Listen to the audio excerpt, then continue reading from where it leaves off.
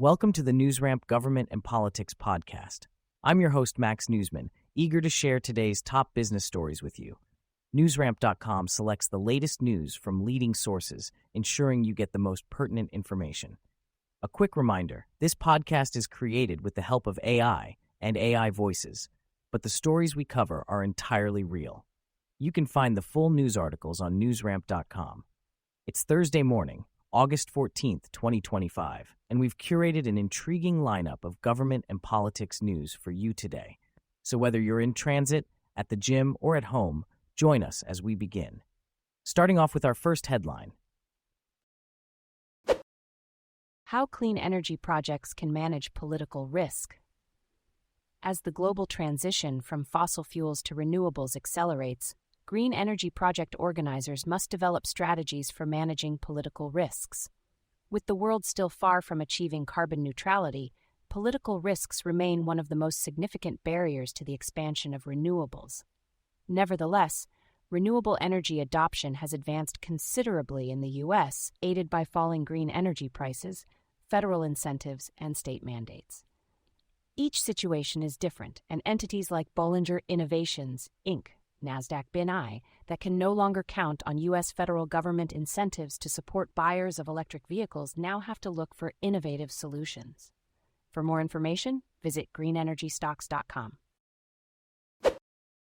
State Roundup. Moore earmarks $17 million for school energy efficiency. Maryland a target for Trump's deportation action. State continues to pose challenge for renters. Governor Wes Moore earmarked $17 million for school energy efficiency projects in Maryland, nearly half of the previous year's allotment. Maryland faces challenges with Trump's deportation actions targeting the state. Renters in Maryland struggle with affordability, needing more than twice the minimum wage for a one-bedroom apartment. Democrats hope to revive the Baltimore Red Line project despite financial concerns. Governor Moore's approval ratings are slipping due to anxiety and economic worries. Senator Van Hollen welcomed home a Baltimorean freed in a Trump prisoner swap. Senator Also Brooks will co-chair the Congressional Black Caucus Foundation's conference.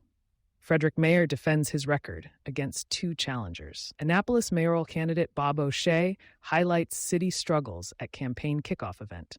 Ben Jealous was fired as executive director of the Sierra Club. A man charged with vandalizing Israeli flags lost his job at Johns Hopkins Hospital. Ben Cohen and DCX just planted a Hiroshima remembrance doll in Disneyland, and it's gone viral.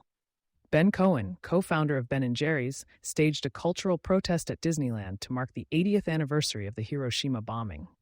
The protest involved placing a doll with a Remember Hiroshima sign inside the It's a Small World ride. This action, organized by Up in Arms, aims to challenge Pentagon spending and redirect funds to essential needs.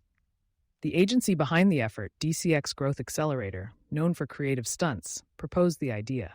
The doll, placed by DCX founder Doug Cameron, sparked media coverage and public conversation. Cameron was detained by Disney security, intensifying interest. The protest seeks to highlight the impact of war on children and promote peace. Thank you for joining us today. That's it for this episode of the NewsRamp Government and Politics podcast.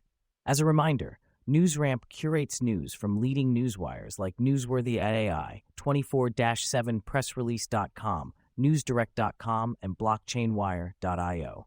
We encourage you to visit newsramp.com to read all of today's news.